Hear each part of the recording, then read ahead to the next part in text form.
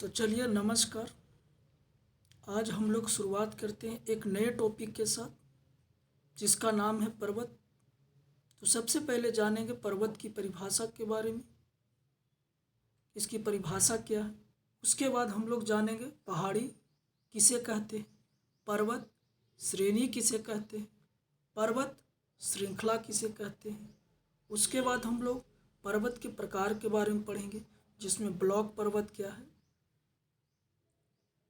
अवशिष्ट पर्वत क्या है। उसके बाद हम लोग ज्वालामुखी पर्वत क्या है इसके बारे में जानेंगे। उसके बाद हम लोग गुंबदाकार पर्वत किसे कहते हैं, उसके बाद मुड़दार पर्वत क्या है या बलित पर्वत क्या है, और इसी को इंग्लिश में बोलते हैं फोल्डेड माउंटेन क्या है। आगे हम लोग जो खाद्य तत्व के बारे में पढ़ते हैं वो इम्पोर्टेंट है। तो चलिए इसकी हम शुरुआत करते हैं पर्वत से कि पर्वत कहते हैं किसको। तो सबसे पहले जानेंगे कि पर्वत ये जो है द्वितीय क्रम की उच्चावच है। क्वेश्चन पूछता है कि पर्वत क्या है, तो एक द्वितीय क्रम की उच्चावच है। और पर्वत उसे कहते हैं जिसकी ऊंचाई 1000 मीटर से अधिक होता है, उसी को हम लोग पर्वत बोलते हैं। और पर्वत का तीव्र ढाल होता है और चोटी जो होता है संकुचित यानी पतला और नुकीला होता है, उसी को हम लोग बोलते हैं पर्वत। उसी से संबंधित पहाड़ी क्या है, जो 1000 मीटर से कम की ऊंचाई होता है, उसी को हम लोग बोलते हैं पहाड़ी। अब देखिए पर्वत श्रृंखला क्या है, तो कई पर्वत की चोटी एक सीध में होता है, उसी को हम लोग पर्वत श्रेणी बोलते हैं। कई पहाड़ियाँ एक सीध में होता है, उसी को हम लोग पर्वत श्रेणी बोला जाता है। पर्वत श्रृंखला अलग होता है कि कई पर्वतों के समूह जो समानांतर क्रम में हो और जिसका निर्माण अलग अलग काल में हुआ हो, उसी को हम लोग बोलते हैं पर्वत श्रृंखला। लेकिन पर्वत श्रेणी का निर्माण एक ही काल में होता है, ये इम्पोर्टेंट कीजिएगा, ध्यान दीजिएगा कि पर्वत श्रेणी का निर्माण जो होता है एक ही काल में होता है, लेकिन पर्वत श्रृंखला का निर्माण विभिन्न काल में हुआ हो। और ये जो पर्वत श्रृंखला जो होता है एक तो समानांतर क्रम में भी होता है और एक क्रम में भी होता है। अब यहाँ पे कुछ खास तथ्य के बारे में जाने कि स्थल मंडल का कुल क्षेत्रफल का पर्वत का विस्तार जो है 26% है, और जनसंख्या जो निवास करता है पर्वत पर 1%। लेकिन पूरे विश्व की बात करते हैं तो ये 12% जनसंख्या निवास करता है, क्योंकि पहाड़ी क्षेत्र में जनसंख्या कम निवास होने के कारण कई प्रकार के हो सकते हैं, जैसे सिंचाई की सुविधा नहीं, उबड़ खाबड़ जमीन, कृषि योग्य भूमि नहीं, ये सारे बहुत सारे कारण हैं। अब दूसरा पॉइंट पर हम लोग पढ़ते हैं पर्वत का प्रकार क्या है। तो पर्वत जो होता है मुख्य रूप से 4 प्रकार से पढ़ते हैं, लेकिन 5 प्रकार ऑलरेडी पढ़ना है। तो सबसे पहली बात करते हैं हम लोग ब्लॉक पर्वत है क्या। इसी को हम लोग बोलते हैं अवरोधी पर्वत, इसी को हम लोग बोलते हैं भ्रंशोत्थ पर्वत। तब यहाँ देखिएगा चित्र बनाए हैं कि एक चट्टान लिए थे, इस चट्टान के बीच का भाग धंस गया है और अगल बगल भाग जो है क्या हो गया, उठ गया है, और जो धंसा हुआ भाग है उसी को हम लोग बोलते हैं घाटी। जो धंसा हुआ भाग है उसी को बोलते हैं घाटी, और वही घाटी रिफ्ट घाटी कहलाता है, जिसका उदाहरण है राइन घाटी। ठीक है, रिफ्ट घाटी का ही उदाहरण है। अब आते हैं हम लोग ब्लॉक पर्वत का उदाहरण। तो वासेज पर्वत ये फ्रांस में है, ब्लैक फॉरेस्ट जर्मनी में है। एक ब्लैक फॉरेस्ट है, एक ब्लैक माउंटेन है। तो ब्लैक माउंटेन की बात करता है तो ये हो जाता है यूएसए अमेरिका में। आगे देखिए साल्ट रेंज पर्वत, ये पाकिस्तान में है। साल्ट रेंज पर्वत कहाँ है, तो पाकिस्तान में है।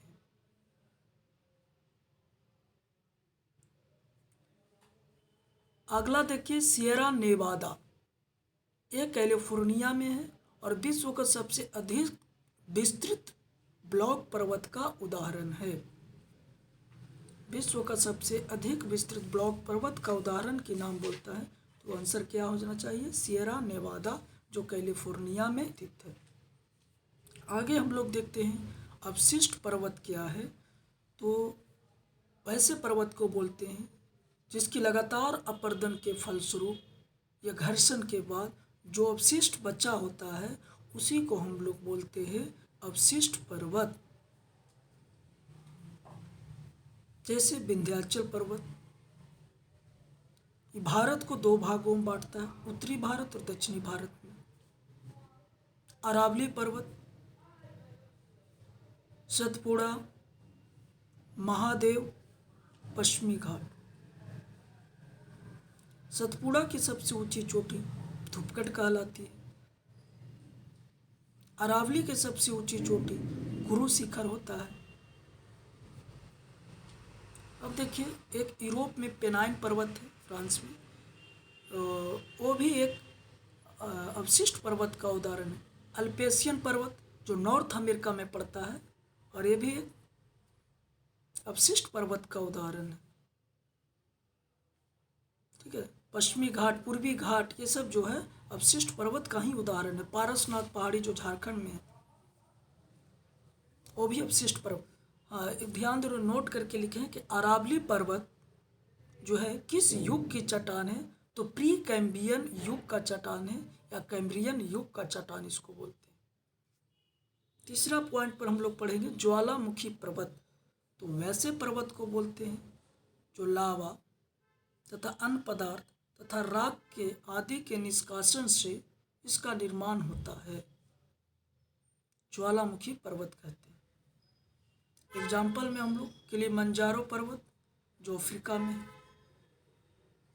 माउंट रेनियर, हुंड, शास्ता, ये सब संयुक्त राज्य अमेरिका में है। फ्यूजियामा ये जापान में है। कोटोपैक्सी इक्वाडोर में है। एकांगुआ चिली में, एंडीज पर्वतमाला पर। आगे हम लोग देखेंगे गुंबदाकार पर्वत क्या है। तो पृथ्वी के धरातल के भाग में जो चाप का आकार में उभार होने से उठ जाता है, जैसे हम पढ़ते होंगे गणित में वृत्ताकार में एक चाप लेना रहता है तो उसी आकार का पर्वत हो जाता है, और इसी पर्वत को हम लोग गुंबदाकार पर्वत बोलते हैं। देखिए यहाँ पे छोटा सा चित्र बनाए हैं, उस चित्र को समझ लीजिएगा। चलिए अब इसके उदाहरण के बारे में बात करते हैं कि यूएसए में एक ब्लैक पहाड़ियाँ हैं। ब्लैक फॉरेस्ट जर्मनी में है, लेकिन ब्लैक पहाड़ी की बात करा तो यूएसए में। सिनसिनाटी उभार ये भी यूएसए में है। हेनरी पर्वत ये भी यूएसए में है। एक वाइट पर्वत ये भी कैलिफोर्निया यूएसए में है। अब देखिए इम्पोर्टेंट है मुड़दार पर्वत या बलित पर्वत क्या है या फोल्डेड माउंटेन क्या है। तो इसका निर्माण कोबर के सिद्धांत के अनुसार भूसनतियों में हुआ है। यह चट्टान का पृथ्वी के आंतरिक जो शक्ति होता है चट्टान को मोड़ देता है या बलन कर देता है, उसी के से इसका निर्माण बलित पर्वत या मुड़दार पर्वत कहते हैं। ये सबसे युवा पर्वत का उदाहरण है और इसका निर्माण टर्सरी युग में हुआ है। क्वेश्चन पूछता है कि मुड़दार पर्वत का निर्माण किस युग में हुआ है, तो टर्सरी युग में हुआ है, या इसी को हम लोग अल्पाइन युग बोलते हैं या अल्पाइन पर्वत भी बोला जाता है। हम लोग देखते हैं इसकी उदाहरण के बारे में। तो आल्प्स यूरोप में जिसकी सबसे ऊंची चोटी माउंट ब्लैंक है। आल्प्स यूरोप में है जिसकी सबसे ऊंची चोटी क्या है, तो माउंट ब्लैंक। हिमालय एशिया में है। माउंट एवरेस्ट जिसकी सबसे ऊंची चोटी है। एटलस अफ्रीका में है। ग्रेट डिवाइडिंग रेंज ऑस्ट्रेलिया में जिसकी सबसे ऊंची चोटी कोसिक्यू है। एंडीज पर्वत दक्षिण अमेरिका में जिसकी सबसे ऊंची चोटी एकांगुआ है। रॉकी पर्वत उत्तर अमेरिका में माउंट एल्बर्ट है।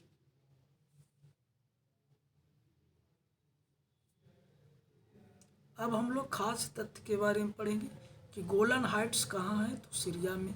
पर्वतों का सागर किसे बोलते हैं, तो ब्रिटिश कोलंबिया को बोलते हैं। आल्प्स पर्वत का विस्तार फ्रांस में है, ऑस्ट्रिया में है, जर्मनी में है और स्विट्जरलैंड में है। स्पेन और फ्रांस के बीच जो पर्वत सीमा का निर्धारण करता है उस पर्वत का नाम है पेरिनीज पर्वत। AP9 पर्वत इटली में है। माउंट टिटलिस स्विट्जरलैंड में है। एटलस पर्वत का विस्तार मोरक्को, अल्जीरिया, ट्यूनीशिया। जैसे हम लोग एक ट्रिक माध्यम दिए हैं कि जैसे मैट, मैट मतलब चटाई यानी लेट जाना, तो एट जाना, तो मैट, मैट से क्या हो जाएगा मोरक्को, ए से या टी से ट्यूनीशिया, तो एटलस मतलब लेट जाना यानी एट जाना। इस तरह से याद कर लीजिएगा। इसके बाद जो थ्योरी पढ़ा रहे उसको आप लोग कोई भी बुक से ऑब्जेक्टिव बनाइएगा, 90% क्वेश्चन बनेगा।